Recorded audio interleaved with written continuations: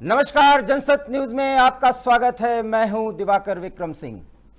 गाजियाबाद के वसुंधरा सेक्टर 11 के अजपा सहकारी आवासीय समिति में 8 करोड़ के घोटाले पर सोसाइटी के सदस्य बुरी तरह से परेशान हैं, क्योंकि घोटाले में वही लोग शामिल हैं जो अपने आप को आवासीय समिति का पदाधिकारी बताते हैं, लेकिन वो हैं या नहीं ये हम नहीं कह रहे हैं, बल्कि घोटाले से पीड़ित सोसाइटी के उन पदाधिकारियों का कहना है जिनको जबरन उनके पद से बेदखल किया गया और फर्जी लोगों ने समिति पर कब्जा कर लिया।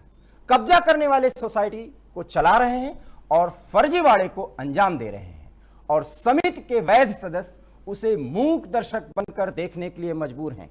उनकी मजबूरी इसलिए भी मायने रखती है क्योंकि फर्जीवाड़े की और उसको अंजाम देने वालों के कारस्तानियों की पूरी जानकारी गाजियाबाद जिला प्रशासन, लखनऊ आवासीय समिति के हेडक्वार्टर के सक्षम अधिकारियों और सम्मानित कोर्ट को भी है।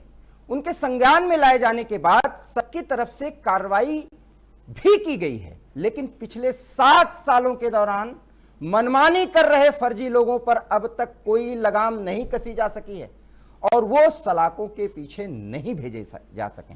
एक बार मैं फिर कह रहा हूं, ये हमारा कहना नहीं है, ये पीड़ितों के पक्षकार का कहना है। आखिर क्या है पूरा मामला?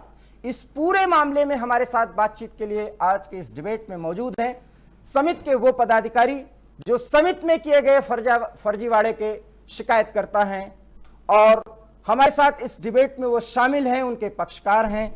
मैं स्वागत करता हूं जीपी अग्रवाल जी का, पीड़ितों के वकील एडवोकेट अशोक पांडे जो लखनऊ बेंच में प्रैक्टिस करते हैं वो भी हमारे साथ हैं, और इस तरह के गैर कानूनी कार्यों पर क्या कार्रवाई शासन प्रशासन की तरफ से की जाती रही है या की जानी चाहिए, आरएम श्रीवास्तव साहब जो रिटायर्ड आईएएस हैं वो हमारे साथ जुड़े हुए हैं, और सुनील कौशिक वरिष्ठ पत्रकार हमारे साथ जुड़े हुए हैं जो इस तरह के फर्जीवाड़ों का जो ट्रेंड है उस पर जानकारी देंगे। साथ ही हमारे साथ अश्विनी शाही जी जो भाजपा के वरिष्ठ नेता हैं वो भी हमारे साथ जुड़े हुए हैं।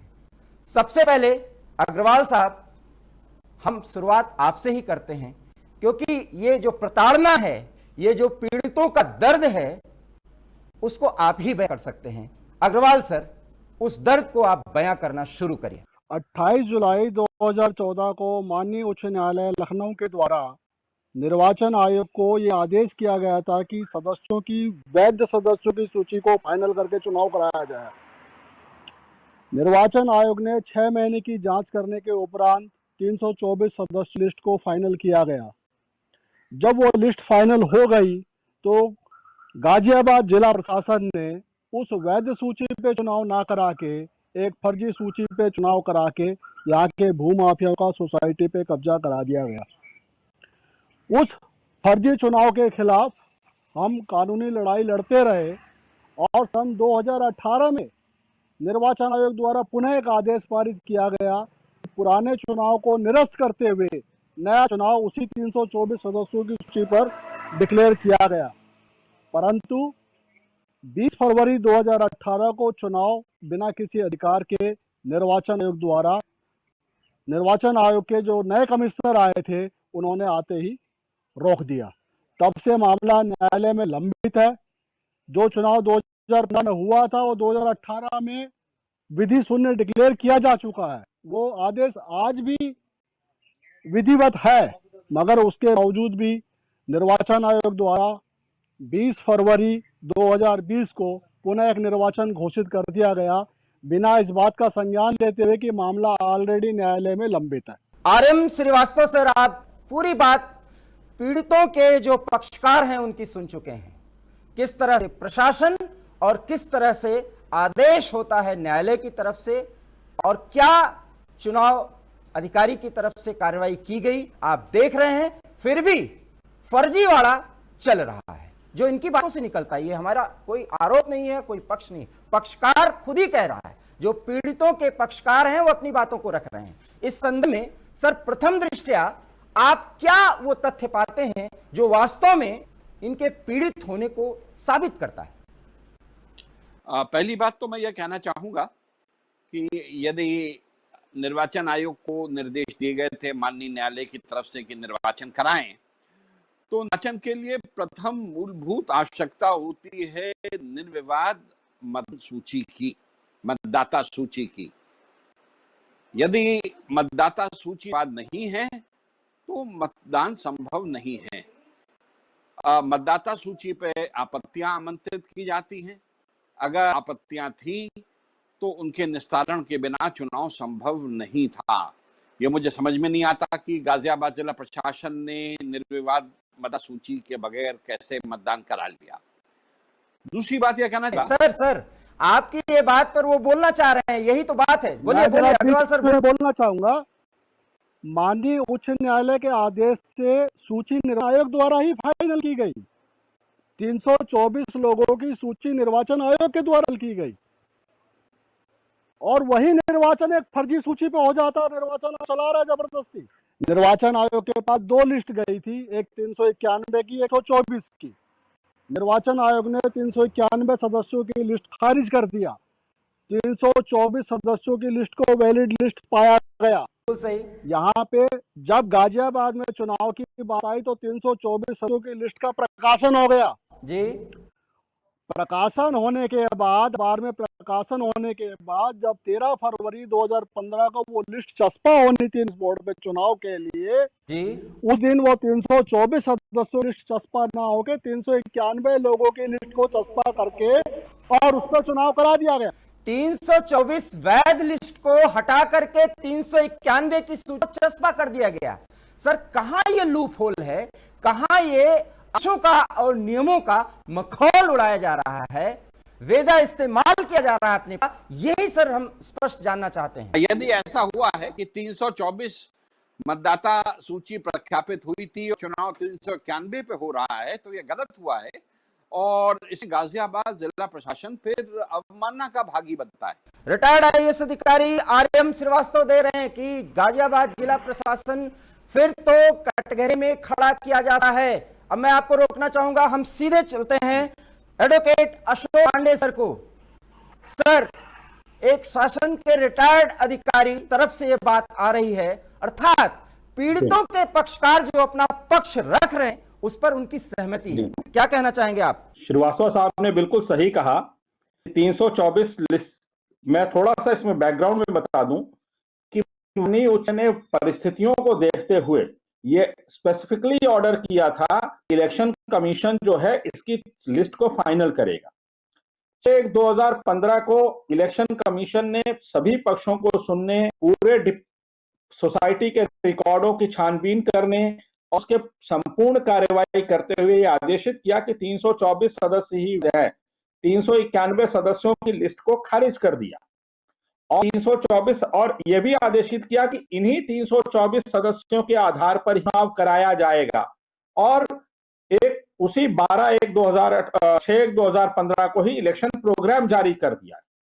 परंतु इलेक्शन ऑफिसर्स और जिला प्रशासन की मिलीभगत से वो 304 सदस्यों पे ना करा के 391 पे कराया गया। बस मैं यही आपको रोकूंगा, एक एक मुद्दे पर बात करेंगे क्योंकि इसमें 5 या 6 मुद्दे हैं जो पीड़ितों के पक्षकार का अपना ये बयान है, अपना ये दर्द हम वही पर्दे पर ला रहे हैं। ये हमारा ना कोई दावा है, ना इस पर हमारी कोई मुहर है सर, बिल्कुल बेबाक बातचीत सबके। 324 लोगों की लिस्ट पर मुहर लगती है और 391 लोगों को बढ़ने के लिए कहा जाता है। तत्कालीन गाजियाबाद जिला प्रशासन कटघरे में खड़ा किया जाता है। वो तत्कालीन परिस्थितियों में ऐसा कर दिया गया, उस फर्जीवाड़े को ओके कर दिया गया। समय है कि जीरो टॉलरेंस पर जिसका हम भी दावा कर सकते हैं कि जीरो टॉलरेंस पे खड़ी योगी आदित्यनाथ की सरकार क्या उस समय के इस तरह के फर्जीवाड़े पर कोई कार्रवाई कर रही है सर? देखिए दिवाकर जी, अभी जो माननीय पैनलिस्टों ने बताया उसमें सीधा वास्तव जी ने जो कहा अगर 391 की लिस्ट गई और 324 फाइनल किया तो निर्वाचन आयोग ने 324 अगर फाइनल किया तो परिस्थितियात तो यही लगता है कि कहीं ना कहीं अवमानना हुआ है और अवमानना दोषी ये पूरी पूरी सोसाइटी भी है और उसके साथ जिला प्रशासन वहां का चुनाव कराने का वो दायित्व दिया गया था जिसको दोनों। बहुत अहम सवाल अब आपने उठा दिया है कि जिला प्रशासन ने क्या कुछ लोगों को लिस्ट में शामिल किया, और अगर किया नहीं, अग्रवाल साहब अब आप इस पर आगे बढ़िए। निर्वाचन का जो आदेश था 6 जनवरी 2015 का, उसमें ये क्लियर किया गया था कि 324 सदस्यों के अलावा कोई नया नाम नहीं जोड़ा जाएगा। फिर ये 391 की लिस्ट कहां से आ गई? 324 के अतिरिक्त बात ही नहीं थी, तो 24 के बाद 91 तक मामला अगर पहुंचा तो कैसे पहुंचा? लखनऊ से लेकर के गाजियाबाद तक के सक्षम अधिकारी इसमें कैसे शामिल हुए, और अगर शामिल हो गए, अगर वहां गलती हो गई, फर्जीवाड़ा हो गया, तो क्या उसको दुरुस्त किया जाना चाहिए या नहीं? एक बड़ा सवाल है। श्रीवास्तव सर आप बोलिए। निर्वाचन आयोग एक स्वायत्त शासी संस्था है। अगर यदि 324 मतदाता सूची में लोग शामिल थे तो जिला प्रशासन या रिटर्निंग ऑफिसर को कोई अधिकार नहीं था उस सूची में बदलाव करने का। मानी बात। जब ये बॉल की टीम में 16 खिलाड़ी शामिल हो गए तो मैनेजमेंट को, रेफरी को ये अधिकार नहीं था कि 16वें के अलावा वो 17वें खिलाड़ी को शामिल करे। जी नहीं हो सकता, नियम नहीं है ऐसे। हो अश्विनी गई। साहब, पीड़ितों के पक्षकार की जो बात आ रही है, सक्षम आईएएस अधिकारी की तरफ से जो बात आ रही है, एडवोकेट की तरफ से जो बात की गई, तो इतना तय है कि सेक्टर 11 वसुंधरा के भाजपा सोसाइटी में जो कुछ भी हुआ वो वास्तव में फर्जीवाड़ा का एक बहुत बड़ा स्टैंप है। ये हम नहीं कह रहे हैं, आप ही लोगों की बात से स्पष्ट हो रहा है। तो फिर इसको कैसे दुरुस्त किया जाए, क्योंकि जीरो टच पर खड़ी है सरकार के सामने, तो ये एक सवाल आएगा सर। जी दिवाकर जी, मैं कहना चाहूंगा कि अभी श्रीवास्तव जी ने जो कहा कि जिला प्रशासन को नहीं हक है और न अधिकार है उसको करने का, तो सीधा सीधा अवमानना का ये मामला बनता है। मामला कोर्ट है, तो कोर्ट के मामले में सरकार, देखिए सरकार अगर कोर्ट द्वारा निर्देशित किया जाता है कि यह अधिकारी अवमानना के मामले में दोषी गए हैं, तो उनके ऊपर सरकार जरूर कार्रवाई करेगी। और इसमें पक्ष हो, आप हो, कोई भी हो, हमारे ये आप भरोसा दिलाते हैं तो ये कार्रवाई के पक्षकार बैठे हैं भाजपा की तरफ से, आप पार्टी की तरफ से ये भरोसा दिला पीड़ित के पक्षकार को? अग्रवाल साहब आप सुनिए, अश्विनी साहब बोलिए। अब आप दिवाकर जी, मैं ये कहना चाहूंगा कि ये माननीय न्यायालय का है और माननीय उच्च न्यायालय का है।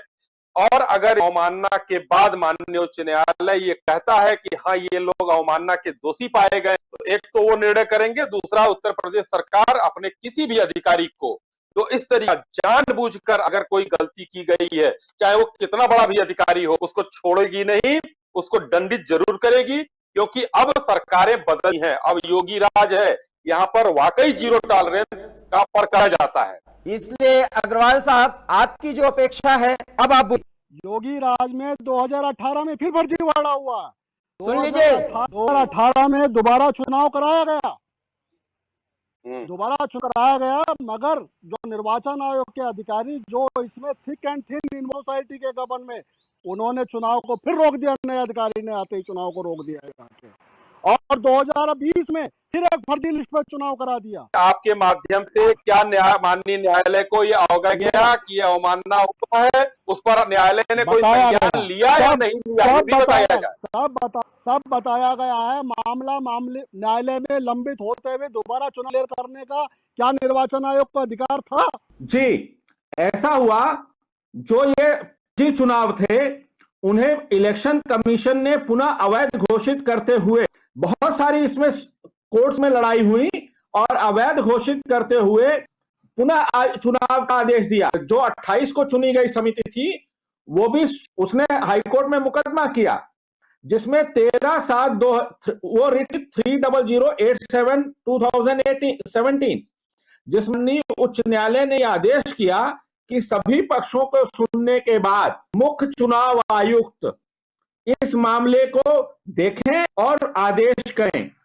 12/1/2018 को मुख्य चुनाव आयुक्त ने सभी पक्षों को सुनने और सभी को करने के बाद यह फैसला दिया कि क्योंकि चुनाव 6/1/2015 की लिस्ट के अनुसार 324 सदस्यों के आधार पर हुए थे, अतः चुनाव अवैध, वॉइड एब इनिशियो और न। उसके पश्चात पुनः चुनाव आयोग में एक खेल होता है और उसको 20/1/2018 के आदेश से उस चुनाव पहले आदेश को वापस ले लिया जाता है। तब हम पीड़ित पक्ष आपने जो जानकारी दी सर, थोड़ा सा मैं आपको रोकना चाहूंगा, 8907 जिसमें स्टे मिला और 20/2/2018 के आदेश चुनाव आयोग के स्टे कर दिया गया। लेकिन इसी बीच में चुनाव आया एक नई समिति का, लेकिन सारी चीजों को छुपाते हुए, तथ्यों को छुपाते हुए जो प्रेजेंट चुनाव आयुक्त उन्होंने एवं अधिकारियों की मिलीभगत से एक रिपोर्ट जाती है कि साहब जो चुनाव वॉइड एब इनिशियो हो चुका है, उस चुनाव को बेसिस बनाते हुए कहते हैं क्योंकि चुनाव हुआ था और 20 में उसका टेन्योर खत्म हो रहा है, जबकि उस चुनाव को 12/1/2018 को नील एंड वॉइड घोषित करके एक नया इलेक्शन कराया गया है। उस पूरे चुनाव को छुपाते हुए एक नया चुनाव घोषित कर दिया जाता है। सर हम यहाँ मैं थोड़ा रोकना चाह रहा आपको, इस पे आगे बात करेंगे। कौशिक साहब, आप देख रहे हैं सारे प्राधिकृत जो बिंदु हैं वो एक तरह से सक्रिय हैं और फर्जीवाड़ा जारी है। हमने और आपने बड़ा पत्रकारिता में देखा है कि ये इस तरीके के काम होते हैं और यहाँ प्रशासनिक अधिकारियों के संरक्षण के ऐसे कामों को अंजाम नहीं रह सकता है। और इस तरीके के कामों को अंजाम देने के लिए एक कॉकस होता है, उसमें राजनीतिक दल के कुछ भी लोग होते हैं, प्रशासनिक अधिकारियों का भी संरक्षण होता है और मैं बुरा न माने कुछ इस तरीके के अधिवक्ता भी होते हैं। तो निश्चित तौर से हम कह सकते हैं कि ऐसे कॉकस को तोड़ने के बहुत बड़ा समय लगता है, जहां प्रशासनिक अधिकारियों का, इसी में आप देख लीजिए, प्रशासनिक अधिकारियों का खुला संरक्षण हो, चाहे हम उच्च न्यायालय ने आदेश दिए हों, चुनाव आयोग ने न्यायालय दिए हों, इस तरीके तथ्यों की अनदेखी की गई है। ये एक जीता जागता उदाहरण है और मैंने अपने जीवन में ऐसे उदाहरण देखे होंगे, इस तरीके की घटनाएं हैं। मैं फिर कहूंगा कि प्रशासनिक अधिकारियों के संरक्षण के कुछ नहीं हो सकता और ये कॉकस होता है। वह ऐसे प्रशासनिक अधिकारी हैं जो कि राजनीतिक रूप से चयनित हैं। अगर निष्पक्ष प्रशासनिक अधिकारी हो तो ऐसा नहीं होगा, लेकिन जहां पर राजनीतिक कुछ प्रशासनिक अधिकारियों का ऐसा कॉकस होता है जिन्हें संरक्षण मिलता है और राजनीतिक दल के लोग भी उससे जुड़े होते हैं और वरिष्ठ प्रशासनिक अधिकारियों का भी संरक्षण होता है। बहुत अहम बात कह दी आपने, सारे बोलने दीजिए सर। नाम नहीं लिया श्रीवास्तव, अब आप बात रखिए। मैं ये कह रहा हूं कि जहां पे प्रशासनिक अधिकारियों का निष्पक्ष रूप से चयन नहीं होता, वहां पर ऐसी घटनाएं आम हो जाएं। यदि कोई निष्पक्ष प्रशासनिक अधिकारी हो तो वह निष्पक्षता के अलावा समझ भी होनी चाहिए कानूनों की। अगर कानून समझ नहीं है तो चाहे कोई कितना ही निष्पक्ष क्यों ना हो, गलती कर जाएगा। लेकिन जब तक निष्पक्ष काबिल अधिकारी नियुक्त नहीं किए जाएंगे, ऐसी सब संवैधानिक संस्थाओं में प्रकार के प्रकरण सामने रहेंगे ही। और ये प्रकरण आते रहेंगे। 8 साल से ये प्रकरण चल रहा है और मैं फिर कह रहा हूं, हम पहली मामला नहीं उठा रहे हैं। ये समाचार पत्रों में और संचार माध्यमों के द्वारा समाचार आ चुका है, लेकिन पीड़ितों के पक्षकार का दर्द अभी भी आ रहा है। विडंबना तो यही है। सुनी साहब, हम आपसे जवाब लेंगे, लेकिन जीपी अग्रवाल साहब कुछ कहना चाहते हैं, कहिए सर। प्रार्थना है, कहीं प्रशासनिक लेवल पे सब हेरा फेरी होती है, ये बिल्कुल सही बात है। प्रशासनिक स्तर पे ही सारी हेरा फेरी की गई है सदस्यों को हम बना के। मैं कहना चाहता हूँ, क्या हमें न्याय मिलेगा? जब तक न्याय होगा तब तक ये पूरा प्रोजेक्ट बेच के निकल लेंगे। 500 करोड़ रुपए से ऊपर का गबन ये लोग चुके हैं, सैकड़ों मुकदमे इन पे दर्ज हैं और ये इतने प्रभावशाली बने हुए घूम रहे हैं। इस सरकार के अंदर भी इतने प्रभावशाली बने घूम रहे हैं, इन पे कोई कार्रवाई करने को तैयार नहीं। बस मैं आपको यही रोकूंगा। पूरा दर्द अश्विनी साहब सुनिए। ये जनसत्य के मंच पर अपनी बात रख रहे हैं और ये बात आपके माध्यम से सरकार तक पहुंचे, क्योंकि जीरो टॉलरेंस पर ये खड़ी हमें भी पूरा भरोसा है। अगर ये इनका दर्द है और अगर इसमें सही है, मैं बार बार कह रहा हूं, और जिसका ये दावा करते हैं, जिसका एविडेंस है, तो फिर कार्रवाई तो होनी ही चाहिए। पहले जो चुनाव नल एंड वाइड हो गए थे, उसके आधार पर 2018 में ये चीजें फिर की गई।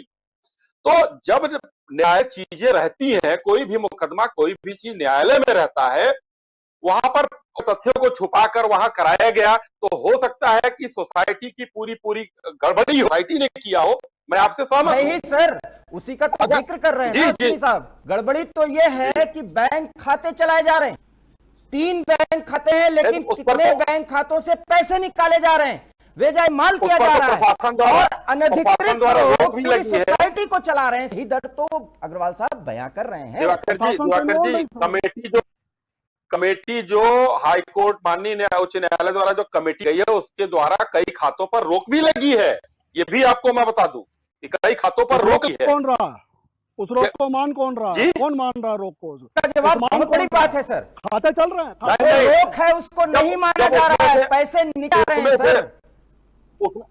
जब वेतन उसमें से विड्रा नहीं हुआ है, तो कैसे पैसे निकाले जा रहे हैं? यानी कि अनधिकृत खाते हैं। देखिए, मैं आ रहा हूं, ऐसा नहीं है कि मैं अलग से बात कह रहा हूं। मैं एक चीज बताना देखिए सर, आप सभी दूर बैठे हैं। अग्रवाल सर, एक बात सुन लीजिए, बहुत महत्व टॉपिक पे डिस्कशन हो रहा है। सर मेरी बात तो सुन लीजिए। अग्रवाल सर, जब एक व्यक्ति बोल ले तभी आप बोले, ताकि आपकी बात और उनकी बात स्पष्ट और हमारे सामने आ सके। अब आप बोलिए अश्विनी साहब। तो अगर इन खातों पर जिस कमेटी ने रोक लगा रखा है, उसके अलावा पर कोई और खाता संचालित किया जाता है, तो ये अपने आप में गुनाह है, ये अपने आप में गलत है, इस पर कार्रवाई होनी चाहिए।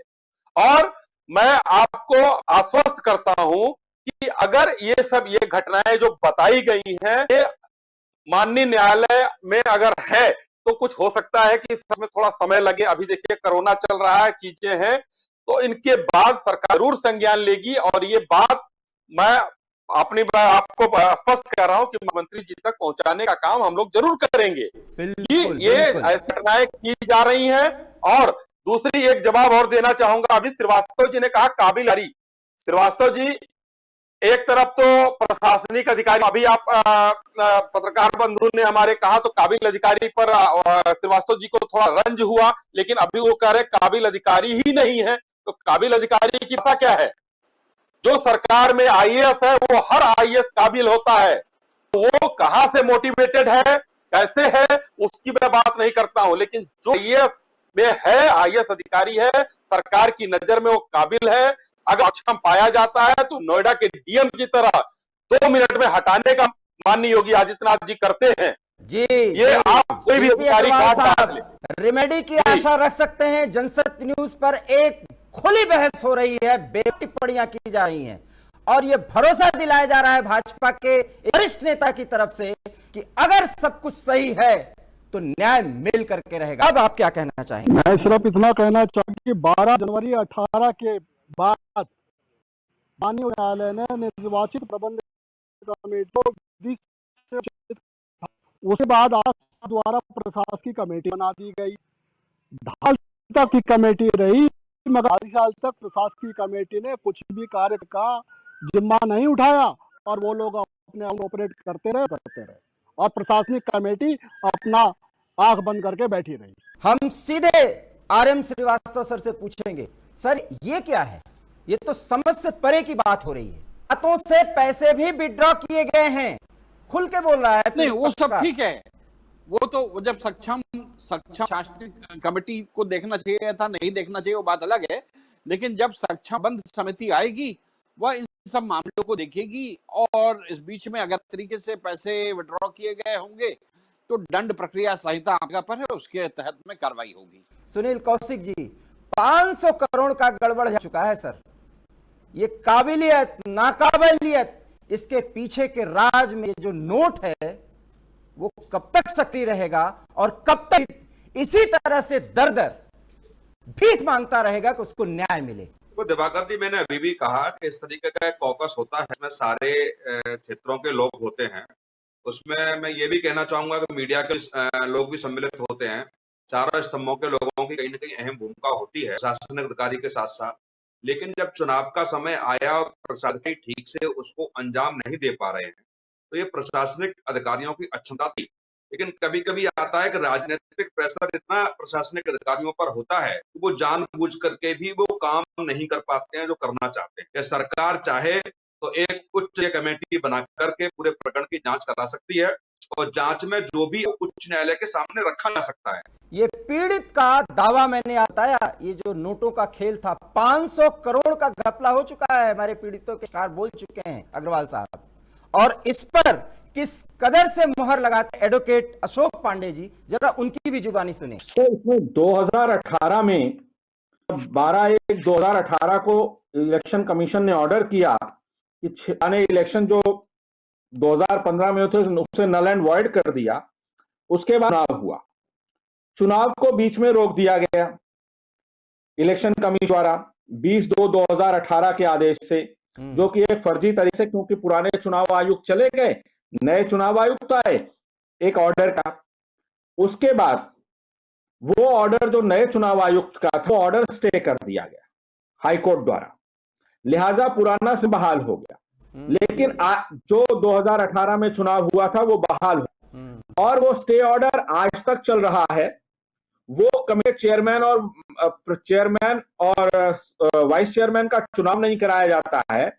सारे तथ्यों को छुपा करके, यानी कोर्ट के 6/1/2015 के आदेश को छुपा के, 12/1/2018 के आदेश पा करके, उसके बाद ये कि चुनाव हो गए हैं उसको भी छुपा करके एक एडिशनल रजिस्ट्रार द्वारा एक रिपोर्ट दी जाती है। एडिशनल रजिस्ट्रार हाउसिंग द्वारा एक रिपोर्ट दी जाता है इलेक्शन कमीशन को, और जिले स्तर के से रिपोर्ट है। इन तथ्यों को छुपा लिया जाता है। इलेक्शन कमीशन भी इन तथ्यों को छुपाते हुए 31/12/2019 को एक नया इलेक्शन घोषित कर देता है। जो पुराने तथ्य उनको छुपा लेता है, और उसको जब हम चैलेंज करते हैं ऑनरेबल हाई कोर्ट में, तो ऑनरेबल हाई कोर्ट ने दिया कि कमेटी काम करती, जो एडमिनिस्ट्रेटिव कमेटी है वो काम करती रहेगी, डेली खर्चे के अलावा कोई पैसा नहीं निकलेगा। और जो है ये ऑर्डर हुआ है 5/2/2020 को, और इलेक्शन जो है वो नियमानुसार होंगे। नियमानुसार का मतलब 324 के पर, क्योंकि 324 की लिस्ट आज तक वैलिड है, 6/2015 का और ही चैलेंज नहीं है। लेकिन इन अधिकारियों द्वारा गुमराह करके को किया जाता है। और कोर्ट में 18 तारीख लगी थी, लेकिन क्योंकि 18 कोर्ट बंद हो गई, 18 से 19 को लगाया गया, 19 से कोर्ट लॉकडाउन बंद हो गई, तो इस वजह से आगे की कार्यवाही अभी नहीं। और सबसे बड़ी बात है कि एडिशनल रजिस्ट्रार वगैरह अपना पक्ष दे ही नहीं रहे हैं हाथ में। ये अधिकारियों की सबसे बड़ी मिलीभगत है। और एडिटिव कमेटी अपॉइंट हो जाने के बाद भी कमेटी में सबसे बड़ी बात है कि आज कोई इलेक्टेड सचिव, प्रॉपर सचिव नहीं है। जो सचिव, उनको सस्पेंड कर दिया गया 30/10/2018 को कमेटी द्वारा, लेकिन कोई नया सचिव बनाया नहीं जा रहा है। नियमानुसार उन्हीं कमेटी के सदस्यों में से कोई सचिव होना चाहिए था, लेकिन एक इलीगल पर्सन अपने आप को सचिव कहते हुए अनिल कुमार शर्मा सारे काम कर रहा है। और उसने ही इलेक्शन कमीशन में भी नया इलेक्शन कराने के लिए इलीगल आदमी से सारे डॉक्यूमेंट्स ले लिए जाते हैं, वो भी अनसाइंड एंड अनडेटेड, विनियम के। श्रीवास्तव सर, ये कैसी फिल्म है सर, दर परत एक नया सीन, उसमें एक नया ट्विस्ट। अग्रवाल साहब भी कुछ कहना चाह रहे हैं सर। मैं कह रहा हूं अगर इसकी सीबीआई जांच हो जाए या माननीय योगी जी एक अलग कमेटी बना के इसकी जांच करा ले, तो जितने अधिकारी इसमें इन्वॉल्व रहे हैं, 200 अधिकारी आईएएस अफसर, उनको अपना पता लग जाए कि वो कितने होशियार और इंटेलिजेंट है। श्रीवास्तव सर, फिर आईएएस अधिकारी कटघरे में, अब दीजिए सर। अब मैं बता रहा हूं, उसमें 3 चीजें कहना चाहा। सारी सब जटिलताएं इस वजह से हैं कि निर्वाचन आयोग ने अपने निकट पर्यवेक्षण में चुनाव नहीं कराए। वे चुनाव कराने के लिए स्वतंत्र हैं यदि माननीय उच्च न्यायालय का स्थगन आदेश नहीं है तो। चुनाव पर स्थगन आदेश है तो चुनाव नहीं हो सकते, माननीय उच्च न्यायालय को कहना होगा कि वो चुनाव हो। आखिरी बात ये कहना चाहूँ कि इस समय सरकार तो केवल अधिकारियों के खिलाफ कार्रवाई कर सके, परंतु निर्वाचन आयोग एक संवैधानिक पद है। संविधान के 74वें संशोधन द्वारा यह पद सृजित किया गया था, इसलिए सरकार कार्रवाई नहीं कर सकती है उनके खिलाफ। निर्वाचन आयोग स्वायत्तशासी संस्था होने के नाते माननीय उच्च न्यायालय से यह अनुरोध किया जा सकता है कि वे एक समय सीमा, बड़ा सिंपल सा है ये, बड़ा कोई बहुत जटिल नहीं है चुनाव कराना, कि 1 माह के भीतर दोनों पक्ष को सुनते हुए चुनाव करा दें। अश्विनी साहब क्या लास्ट कमेंट लेंगे, इसके पे आप अपना कमेंट दें। मैं अग्रवाल साहब जो पीड़ितों के पक्षकार हैं, कुछ मांगे हैं जो जनसत्य न्यूज के माध्यम से वो रखना चाहते हैं, बताना चाहते हैं, वो रखें सर। और अश्विनी साहब आप अपना लास्ट कमेंट देंगे। पहले अग्रवाल सर। मेरा सिर्फ इतना गुजारिश है इस सरकार से, माननीय उच्च न्यायालय के आदेश के क्रम में ही अगर काम कि जो ये सोसाइटी को आज भी लूट के बेच रहे हैं, पैसा खातों काट रहे हैं करोड़ों की संख्या में, उस पर रोक लगवा दी से कम। जब न्यायालय का होगा, बाकी जब हो जाएगा कोई दिक्कत नहीं है। जो अनऑथराइज आदमी आज भी करोड़ों रुपए निकाल रहे हैं, सोसाइटी के बेचे जा रहे हैं, वो उसको रोकवा दे किसी तरीके से। ठीक है, आप सही साहब लास्ट कमेंट आप दीजिए सर। और बहुत कुछ मांग लिया है एक पीड़ित और पीड़ित के पक्षकार ने। दिवाकर जी देखिए, जो अग्रवाल साहब अभी बोल रहे हैं कि न्यायालय के आदेशों का ही पालन हो, तो न्यायालय के आदेश का जो अब तो कई बार घटनाएं हो गई, तो न्यायालय का जब अवमानना हुई उस बाद पीड़ित पक्षकार, चूंकि न्यायालय का मामला है तो न्यायालय में फिर से जाके की जो प्रक्रिया होती है वो पूरी करके न्यायालय का एक आदेश, स्पष्ट आदेश होना चाहिए, जो कि मैं पांडे साहब उसको बेहतर तरीके से देख सकते हैं। वहां से जिकार आता है, उस पर मैं आता हूं। अभी श्रीवास्तव जी ने बहुत बढ़िया चीज कहा कि निर्वाचन आयोग स्वच्छंद है कि वो करा सकता है, क्योंकि सरकार का कि उस पर दबाव लागू नहीं होता है, वो स्वच्छंद स्वायत्तशासी संस्था है, वो करा सकती है, स्वतंत्र है, नहीं स्वतंत्र है, सारी क्षमा चाहते हैं जी, तो संस्था है और वो करा सकता है इस चीज को। अगर न्यायालय के आदेशों के अनुपालन में कोई भी अगर आदेश वहां से पहले लेके आए, लोग लेके आए, नहीं तो अगर सरकार से नई तरीके से सारी चीजें सरकार के सामने प्रेजेंट किया जाए, तो सरकार उस पर विचार करने के लिए कि विचार करे, और विचार करने के बाद जो उसमें दोषी होगा, जांच कमेटी बैठाना है, दोषी करना है तो सरकार करेगा। क्योंकि मामला न्यायालय में है, इसलिए सरकार भी थोड़ा सा हल्ले में अभी सकुचाएगी। सरकार के सामने इसका रिप्रेजेंटेशन किया जाएगा तो सरकार उसका संज्ञान लेगी। आप इसमें अगर इस पूरे को संज्ञान में लिया है और सीएम तक ये बात पहुंचेगी, आप भरोसा दिलाते हैं अग्रवाल साहब को? एकदम पहुंचेगी। और मैं अग्रवाल साहब, न्यायालय के माध्यम से जो चीज चल रही है, माननीय पांडे जी के से आप न्यायालय में भी जाएं, न्यायालय से एक आदेश कराएं और सरकार उसको कराएगी, चाहे जैसे भी कराना होगा। अगर उनके अधिकारियों ने गलती साबित होती है तो उनके खिलाफ दंडात्मक कार्रवाई भी करेगी सरकार। जी, कोई अग्रवाल सर आप बोलना चाह रहे हैं? ऑलरेडी न्यायालय से आदेश है कि प्रशासनिक कमेटी सोसाइटी में कार्य करेगी न्यायालय का अंतिम निर्णय होने तक, मगर आज भी प्रशासनिक कमेटी कार्य नहीं कर रही है। जो लोग बैठे हुए हैं माफिया के लोग, वही सोसाइटी चला रहे हैं, वही अकाउंट चला रहे हैं, वही प्लेट में। देखिए ये बहुत ही स्पष्ट है और पूरी बात अग्रवाल ने, पीड़ितों के वकील ने, सक्षम रिटायर्ड आईएएस ने, वरिष्ठ पत्रकार ने, अश्विनी साहब सब कुछ खोल के रख दिया है और आपने पीड़ित को और उसके पक्षकार को भरोसा दिलाया है कि सरकार जो जीरो टॉलरेंस पे खड़ी है, जिसे हम भी मानते हैं, हम भी एक्सेप्ट हैं, ऐसे कम से कम योगी सरकार इस पूरे मामले पर एक कठोर कार्रवाई करेगी अगर गलतियां प्रशासनिक स्तर से हुई हैं। लेकिन चूंकि सक्षम न्यायालय का भी मामला है और सक्षम न्यायालय से आदेश मिलने के बाद चुनाव आयोग किस तरह से अगली कार्य करता है ताकि 324 लोगों की जो लिस्ट है उसके साथ पूरा न्याय के इसी आशा और विश्वास के साथ सच का सच साथ खड़ा हो जाए और झूठ अलग हो जाए, अर्थात दूध का दूध और पानी का पानी अलग है। अगर जनसत्य न्यूज के माध्यम से अगर पीड़ित का ये पक्ष, और अगर उसे न्याय मिलता है तो ये हमारी सबसे बड़ी विजय होगी। फिलहाल इस पूरे खबर पर, इस पूरे डिबेट पर हमने कोई दावा नहीं किया है, कोई आग नहीं लगाया है, और अगर इस संदर्भ में किसी को अपनी बात रखनी हो तो हम उसे मंच जरूर देंगे। जनसत्य न्यूज में फिलहाल इतना ही। हमारे साथ आप डिबेट में शामिल हुए, आप सबका बहुत बहुत धन्यवाद।